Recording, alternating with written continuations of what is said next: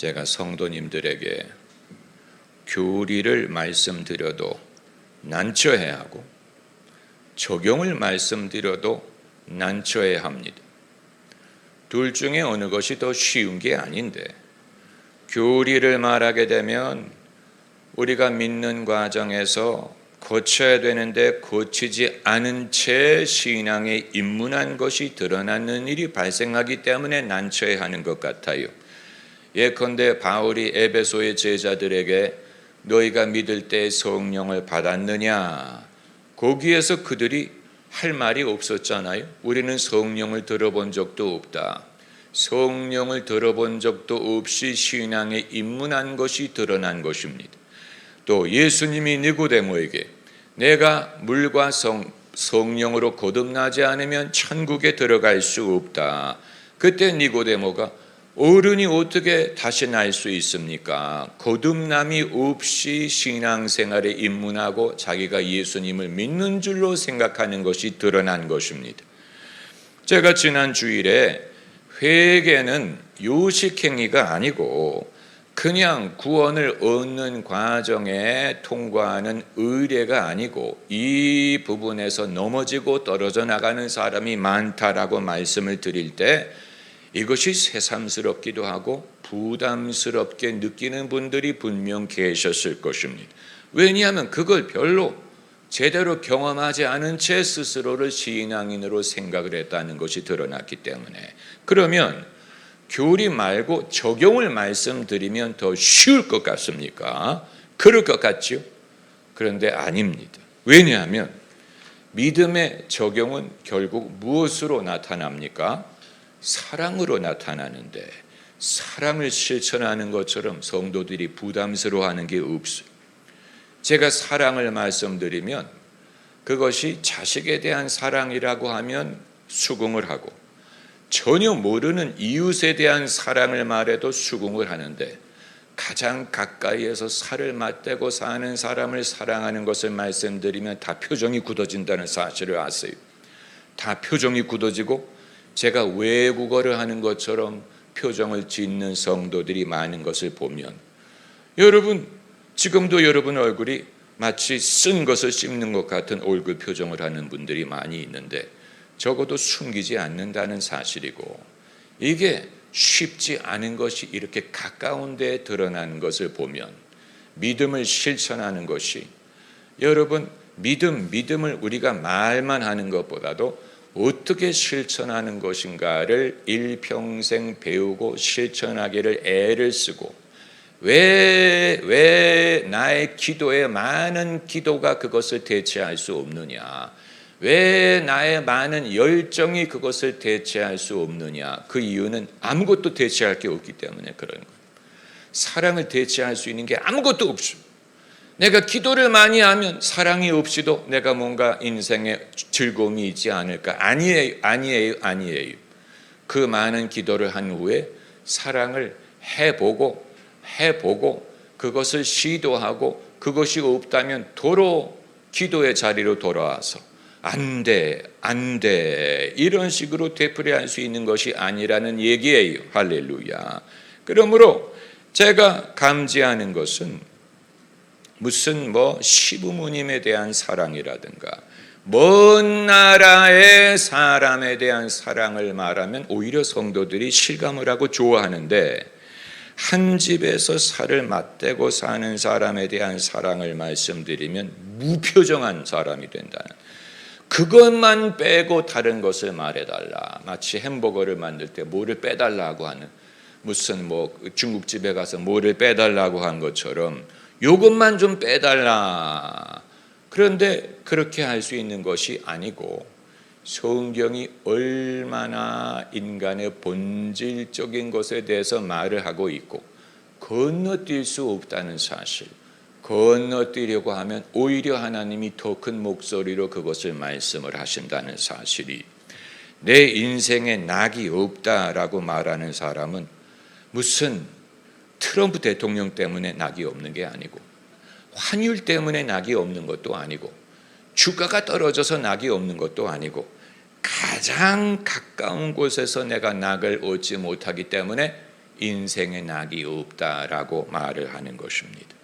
그러므로 이제 신앙을 말할 때 내가 신앙을 실천하고 내가 하나님의 말씀을 내 삶에 적용을 해서 누가 최대 수혜자가 되느냐? 내 자신이에요. 하나님이 수혜자가 되는 게 아니고 하나님의 혜택을 위해서 말씀하시는 게 아니고 혜택을 입는 자가 있다면 내가 제일 먼저 혜택을 입어요. 목사가 예배를 인도하고 말씀을 전할 때 가장 은혜를 받는 대상이 누구냐? 본인이 즐겁지 않고 본인이 은혜를 받지 않는다면 남들이 은혜를 받을 리도 없거니와 남이 은혜를 받는다고 해도 자신에게는 아무 유익이 없는 것이죠. 우리가 하나님을 찬양할 때 사랑해요, 목소리 높여 경배해요, 오 나의 영혼, 이렇게 할 때 내 자신에게 감동이 되지 않으면 누구를 위해 사랑해요라는 말을 하는 것입니까? 그렇지 않습니까? 그러므로 이것이 하나님의 혜택을 위한 것이 아니라는, 이게 우리가 오랫동안 신앙생활을 하면서 쌓인 편견이, 이게 모든 게 하나님의 영광을 위한 거야. 하나님을 위한 거야. 나는 괴롭고 나는 쓴 나무를 먹는 것 같지만 하나님만 기뻐하신다면 나는 괴로워할 수 있어. 그럴듯하게 들리는데 하나님이 뭐가 부족해서 우리가 쓴 나무를 먹는 것 같으면서 당신만 하나님이 그렇게 자신만을 위하는 분일 것 같습니까? 오히려 그러면 왜 항상 기뻐하라고 말씀을 하시고 범사에 감사하라고 쉬지 말고 기도하라. 이게 내 자신을 위한 거지. 내가 항상 기뻐함으로 하나님에게 유익이 됩니까? 내게 유익이 되는 거예요. 할렐루야. 여러분, 이건 아주 귀중한, 왜 야곱에 대해서 제가 말씀을 드리느냐. 몇 주 전에 야곱이 7년을 수일처럼 여겼다, 주일날 말씀을 드렸는데 그 한 번 말씀을 드리고 지나칠 수 없기 때문에 그때는 7년을 수일처럼 이런 제목이었다면 오늘은 어떻게 7년을 수일처럼 살 수 있었느냐. 이 말은 7년이 수일과 같았다는 말이 세월이 빨리 지나갔다라는 말로만 들을 수 없습니다. 세월이 빨리 지나갔다, 수일과 같았다는 말은 고생이 고생처럼 고생을 참을 수 있었다, 고생을 견딜 수 있었다, 7년의 고생이 7년처럼 길게 느껴지지 않았다라는 말을 하기 위한 것이고, 그 반대로 7년이 살처럼 지나갔다라는 말을 하는 게 아니고 오히려 그동안에 여러 가지 값진 일들이 많이 있었기 때문에 그냥 며칠처럼 지나가 버린 게 아니고 굉장히 보람있고 기억할 만한 것이 많은 복된 날이었다라는 말을 하기 위해서도 7년이 수일과 같았다라는 말을 한 것입니다. 여러분, 그게 이해가 되시기를 바랍니다. 여러분, 방에 가구가 있잖아요. 뭐 침대든 책상이든 벽장이든 시계든 그림이든 이런 게 있을수록 방이 커 보이는데 그 모든 걸 다 치워버리고 빈 방이 되면 오히려 작아 보입니다. 이사할 때 보면 우리 집이 이렇게 작았나 라고 생각되는 이유가 거기에 있는 가구를 다 치우고 보니까 스토리가 하나도 안 보이는, 그 집에 사람 사는 흔적이 하나도 없다 보니까 그냥 공간만 보면 작아 보이는 거예요. 길을 걸어갈 때 길가에 가게가 있고 재밌는 가게, 이런 일 저런 일이 있는 길은 길어 보여요. 반대로 아무것도 없는 길은 똑같은 길인데도 짧아 보입니다. 인생이 이렇고 시간이 이래요. 우리 인생에 아무 일도 일어나지 않으면 그것이 굉장히 짧게 느껴지고 금방 지나가는 것 같아요. 어떻게 한 달이 이렇게 금방 지나갔느냐라고 말하는 것은 별일이 없었기 때문에, 그럼 기억할 만한 일이 없이 살면 기간이 빨리 지나가는 것 같고, 아침부터 저녁까지 여러 가지 일이 발생하고 이런 일 저런 일 즐거운 일 이런 많은 일이 있을수록 어떻게 느껴집니까? 하루가 길게 느껴지죠. 오늘은 굉장히 긴 하루였어. 이번 주는 참 긴 주였어. 인생도 그렇다는, 인생이 우리가 40이 넘으면 빨리 가고 50이 넘으면 더 빨리 간다, 60이 넘으면 더 빨리 간다는 말은 비극적인 말을 하는 것이, 인생에 별로 중요한 일이 없기 때문에 이게 빨리 기억할 만한 게 없는 빈 방과 같은, 길가에 아무 가게도 없는 빈 길과 같다는 말을 하는 것은, 야곱에게 7년이 수일처럼 지나갔다는 말이 아무 일도 없고 지루해서 금방 지나갔다는 말이 아니고, 오히려 라헬을 사랑하고 그 사랑이 가치가 있어서 그 이외의 모든 수고를 감당할 만한 그런 기간이었다면, 이 7년은 야곱에게 굉장히 추억거리가 많고 기억할 만한 것이 많고 정말로 여러 가지 많은 일이 생겼던 귀중한 시간이 되었다는 뜻이 되는 것입니다. 여러분, 이 부분에 있어서 아마 지난 주일에도 그렇고 오늘도 그렇고, 목사님 왜 야곱의 사례를 예로 드는 것입니까? 특별히 야곱이 라헬을 사랑했다는 일을 왜 예로 드는 것입니까? 우리 보고 사랑에 빠지라는 말을 하는 것이 아니라면 이건 예외적인 사건이요, 나와 상관이 없는 것이 아닙니까? 라고 생각을 하기 쉬운데, 저도 그런 식으로 생각을 했었으니까, 그렇게 생각을 하는 한 결국은 어떤 전제를 하는 거냐면, 내 인생은 낙이 없다, 아예 거기에 대해서 결론을 내린 사람이고, 야곱과 같은 경험은 나와 상관이 없다라고 결론을 내린 것이고, 야곱의 인생이 이건 야곱 얘기야, 야곱에게 특화된 야곱과 같은 사람이기 때문에 이뤄진 일이야 라고 서로 차별을 하는 것이 되는데, 여러분, 그렇다면 못하러 성경이 이것을 하나님의 말씀으로 기록을 하겠습니까? 야곱에게만 해당되는 일이라면 왜 기록을 하겠습니까?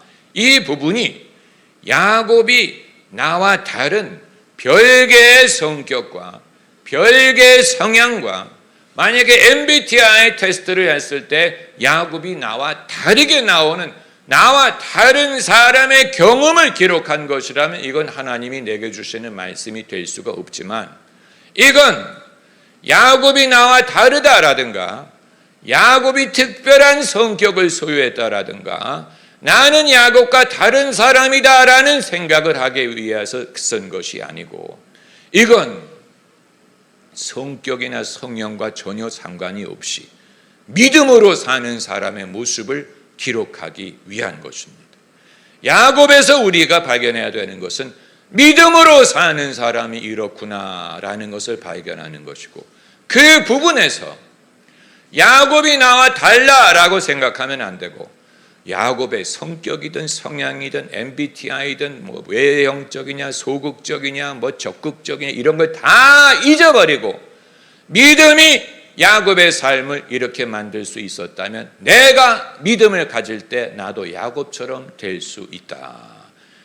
믿음으로 사는 것이 이런 것이다라는 교훈을 우리가 받아야 되는 것입니다. 믿음의 사람으로서의 유형, 믿음의 유형, 믿음의 사람의 유형으로서의 야곱과 대비되는 인물이 누구냐? 에서예요. 에서는 믿음이 없는 사람의 유형을 말하는 것입니다. 반대로 야곱은 믿음이 있는 사람의 유형을 말하는 것이고, 야곱은 하나님의 축복을 귀중히 여기는 사람의 유형을 말하는 것이고, 에서는 축복을 무시하고 없인 여기는 사람의 유형을 말하기 위한 것입니다. 그리고 야곱은 하나님의 약속을 믿고 귀중히 여기는 사람의 유형을 말하기 위한 것이고, 에서는 하나님의 약속을 우습게 여기는 사람의 유형을 말하기 위한 것입니다. 그리고 라반은 또 누구냐? 라반도 일종의 유형인데, 라반은 믿음의 사람이 징검다리로 의지할 만한 인물의 유형이에요. 주인공은 아니에요. 주인공은 아니지만 적어도 야곱의 인생의 관점에서 봤을 때 소도 비빌 언덕이 있어야 한다고 야곱에게 기회를 제공하고 야곱이 잠시 도움을 받을 만하고 아브라함도 멜기세덱의 축복을 받을 수 있었던 것처럼, 그리고 모세가 이드로의 집에 들어가서 40년을 살 만한 데가 있었던 것처럼, 엘리야 선지자가 사르밧 과부의 3년 반을 신세를 질 수 있었던 것처럼, 다윗이 왕이 되기 전에 사울의 신하로서 어느 정도 신세를 지고 자기의 길을 준비할 기회를 얻을 수 있었던 것처럼, 이처럼 예수님이 공생애를 시작하시기 전에 세례 요한에게 먼저 세례를 받을 필요가 있었던 것처럼, 나의 갈 길을 가기 전에 누군가의 도움, 누군가의 신세를 지고 징검다리와 같은 역할을 하는 사람이 필요한데, 라반이 야곱에게는 그런 존재였다는 것이고, 라헬은 어떤 유형을 말하는 것이냐? 라헬은 야곱의 애정과 욕구의 대상이에요. 여러분, 사랑은 대상이 없으면 사랑이 아니에요. 그렇지 않아요? 당연한 얘기 아닙니까? 우리가 나는 인류애를 가졌어 라고만 하면, 그리고 그 대상이 없어요. 그냥 난 인류애를 소유했어, 그건 사랑이 아니에요. 분명하지 않으면 어떻게 인류를 본 적도 없고 인류가 누군지도 몰라요. 인류를 대표할 만한 한 사람도 만나본 적도 없어요. 백인도 만나본 적이 없고 흑인도 만나본 적이 없고 일본 사람도 중국 사람도 그런데 나는 인류애를 가졌어. 그건 사랑이야. 사랑은 그 대상이 있어야 사랑, 당연한 것 아닙니까? 당연한 것 아닙니까? 그러므로 나는 인류 모두를 사랑해 라고 말하는 사람보다는 자기 주변에 한 명, 두 명이라도 사랑하는 사람이 진짜 사랑을 실천하는 거예요. 할렐루야. 여러분, 하나님이 우리에게 사랑을 가르치시는 것은, 여러분이 오늘 이렇게 적막한 것을 보면 제가 여러분의 민감한 부분을 또 건드리고 있다는 얘기가 되는 것이고, 만약에 목사님 말씀하세요, 나는 내 고집을 지키고 나는 집에 돌아가면 됩니다 라고 한다면 아무 소용이 없는, 여러분이 제가 교리를 말씀드리고 신학을 말씀드리고 기발찬, 아주 기똥찬 해석을 말씀드리면 눈이 번쩍입니다. 오, 저런 게 있었네. 오, 기발한 해석이야. 오, 내가 교회 오기를 잘했어. 그런데 믿음을 실천하는 것을 말씀드리면 약간 어물간의 그 북어 눈처럼 또 저 얘기네, 또 저 얘기야. 그런데 그 부분이 여러분이 변화가 없는 가장 결정적인 이유인데, 기똥찬 어떤 그런 해석이 없기 때문에 믿음이 자라는 게 아니고, 결국은 이 부분에서 내가 그게 마치 늪과 같아서 조금 벗어났다가 다시 빠지고 조금 벗어났다가 다시 빠지는 게 바로 거기에 있는 거예요. 그런데 야곱이 믿음의 사람의 유형이 됐던 이유는 이 부분에 있어서 누구보다도 강한 열정을 소유했기 때문입니다. 그 열정이 여러 가지 여파로 나타나는데 7년이 수일과 같았다는 사실, 그리고 자기의 그 사랑하는 대상을 얻을 수 있었다는 사실, 그리고 12명의 아들을 얻을 수 있었다는 사실, 자기가 소원했던 것처럼 큰 가문을 이룰 수 있었다는 사실에서 야곱의 믿음은 잠시 실천하는 것 같다가 퇴보하는, 거둬버리는 그런 게 아니고 끝까지 본 사람이, 끝장을 본 사람의 믿음을 보여주는 것입니다. 할렐루야. 끝장을 봤어요. 야곱은 아예 끝장을 봤어요. 자기 소원한 대로 됐어요. 그런 사람이 이 세상에 몇 명이나 있을까? 몇 명이나 있을까?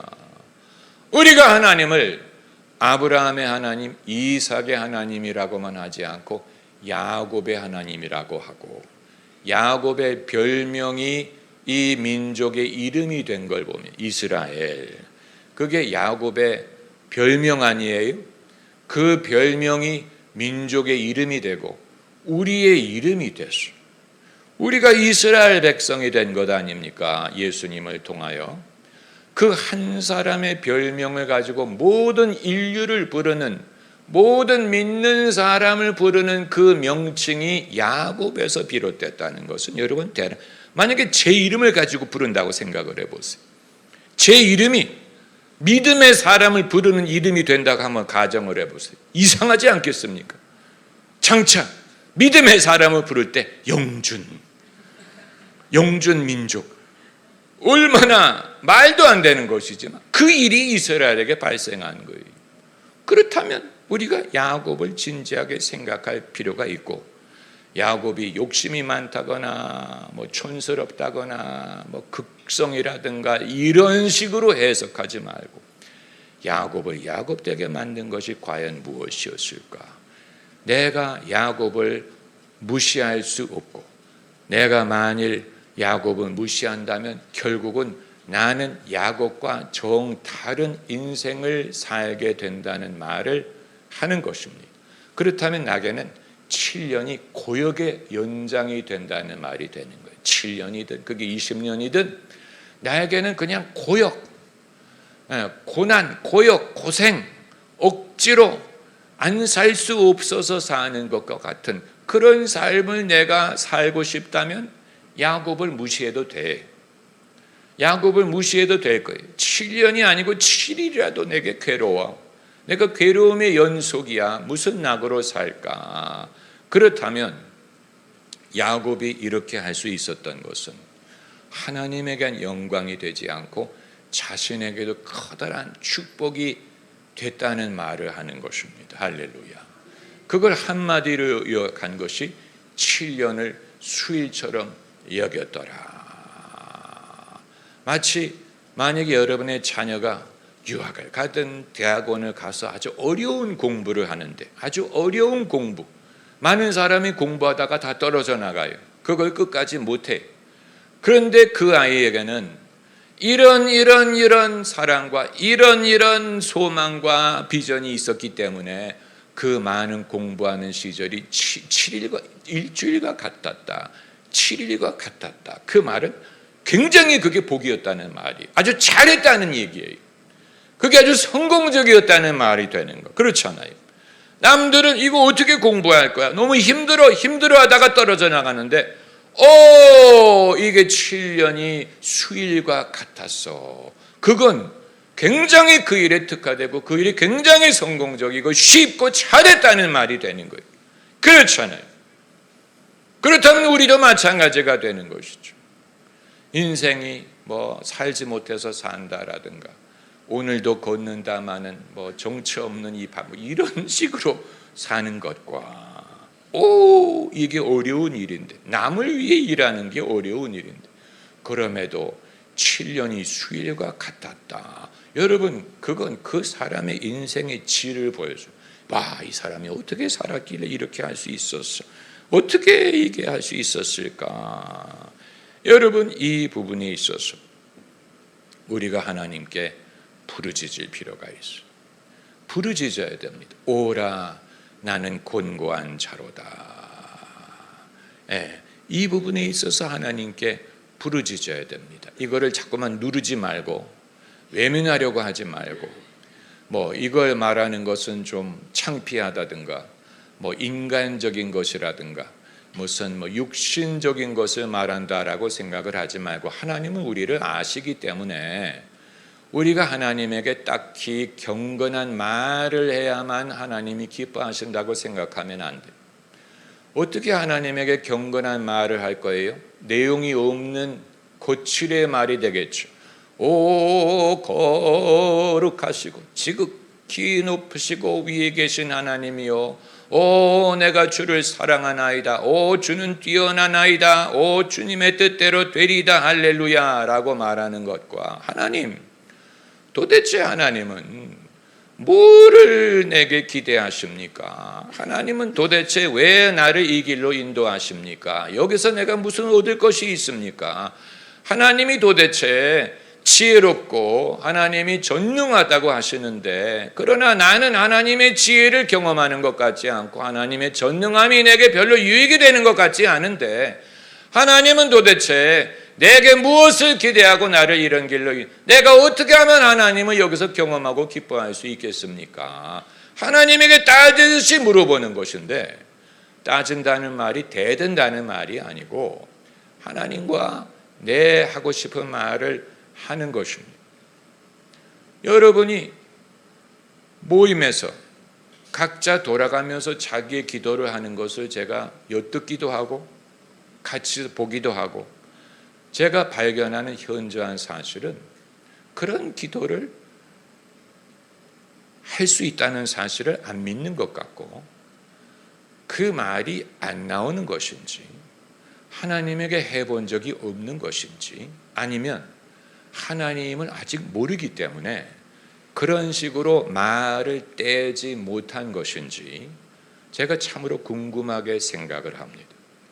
그 부분은 제가 궁금하게 여기는 이유 중에 하나예요. 도대체 내가 시편을 성도들에게 그렇게 많이 강조한 이유가 시편에 나오는 그 기도와 찬양시가 좋은 말만 있는 게 아니고, 내가 언제까지 참습니까? 하나님은 어디 계십니까? 하나님은 왜 이렇게 하십니까? 내 눈물이 나의 밥이 되었습니다. 원수가 이렇게 많습니까? 이런 거를 성도들에게 지적을 해서, 우리도 이렇게 하나님께 기도하는 것이 중심에서 나오는 기도라고 아무리 말씀을 드려도 성도들이 그것을 실천하는 게 참으로 어려운 것 같은 이유가 몇 가지 이유가 있겠죠. 자기 자신에게 진실한 훈련이 안 돼 있던가, 아니면 더 무서운 결론은 아직 하나님을 몰라요.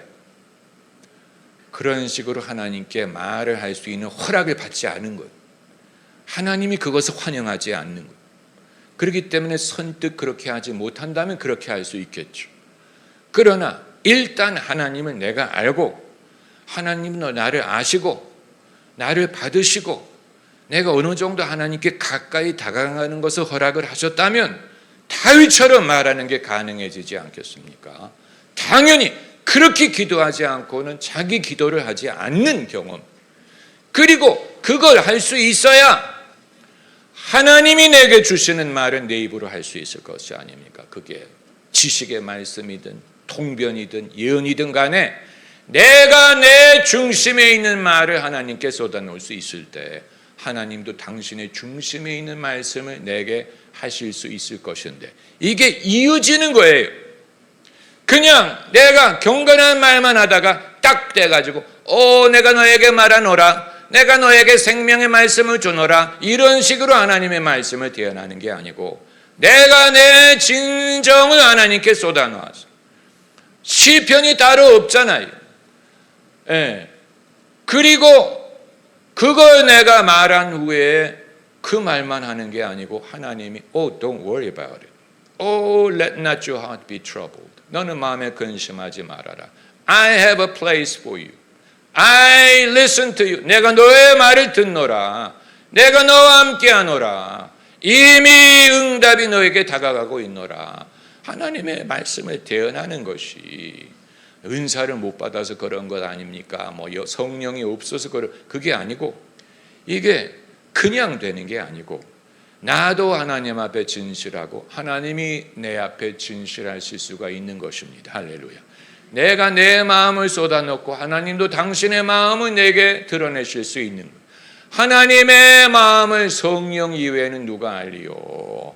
성령으로 하나님이 당신의 마음을 우리에게 드러내시기 위해서는 성령으로 나도 내 마음을 하나님 앞에 쏟아낼 수 있어야 돼요.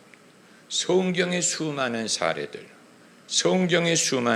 하나님이 우리에게 신령한 지혜와 명철을 주셔서 그 모든 것을 눈으로 보고 귀로 들으면서 안 보이고 안 들리게 하지 말고, 그게 내게 다가와서 오라 나는 곤고한 자로다. 바울의 그 고백을 이해하고, 바울도 이런 식으로 고백을 했구나. 나도 하나님 앞에 하나님 내가 곤고한 자예요. 누가 나를 여기서 구원해 줄까요? 누가 우리를 위하여 돌을 굴려줄까요? 누가 우리를 위하여 돌문을 굴려줄꼬? 그런데 가봤더니 이미 돌문이 굴려져 있는 것을 발견하는 것처럼 여러분 이걸 여러분에게 알리기 위해서 우리가 이 수고를 하고 있는 것인데 그게 의외로 어려워요. 여러분에게 어려운 것 같아요. 마치 수학 과외를 하는 것과 같은지 영어 물상 과외를 하는 것과 같은 뭔가 과외를 하는 건 맞는데 성도들이 쉽게 배우질 못하고 쉽게 그게 와닿지 않고 그걸 쉽게 실천하는 것 같지 않아. 그래서 제가 온갖 방법을 동원해 가지고 이렇게도 설득을 하고 저렇게도 설득을 하고 웃기기도 했다가 뭐 부담스러운 말도 했다가 이렇게 하는 이유가 이렇게라도 해야 여러분 결국 7년을 살아야 되는 건 마찬가지. 7년을 견뎌야 되는 건 야곱이든 우리든 남자든 여자든 마찬가지인데 그 7년을 지긋지긋한 정말로 지긋지긋한 고생의 세월로 살 것인지 7년을 수일처럼 살 것인지 이건 우리에게 좌우되는 우리에게 그렇다면 내가 주님의 말씀을 순종하는 것이 나는 주님의 혜택을 위한 것인 줄로 알았는데 그게 내게도 축복과 혜택이 될 수 있겠구나.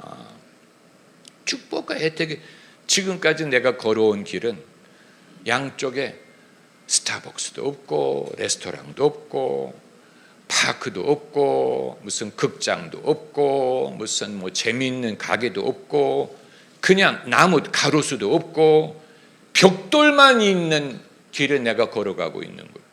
그러니까 당연히 굉장히 지긋지긋하고 그렇잖아요. 그러나 하나님이 허락하시는 인생은 좌우에 뭐가 많아요. 그래서 그 길이 생각보다도 더 길게 느껴지고 보람있게 뭐가 가득 찬 것처럼 느껴지고 여기를 지났더니 뭔가 많은 기억이 나. 할렐루야.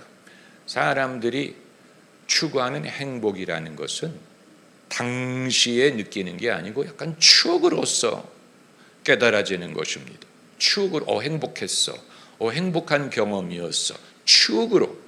그럼 추억거리가 될 만한 일이 우리 인생에 있기 위해서는 할렐루야. 오늘 본문에 우리가 쉽게 없인 여기고 건너뛰지 말고 야곱이 라헬을 사랑함으로 7년을 수일같이 여겼더라. 믿음의 사람의 모습이 여기 있는 믿음의 사람의 비결이 여기 있구나.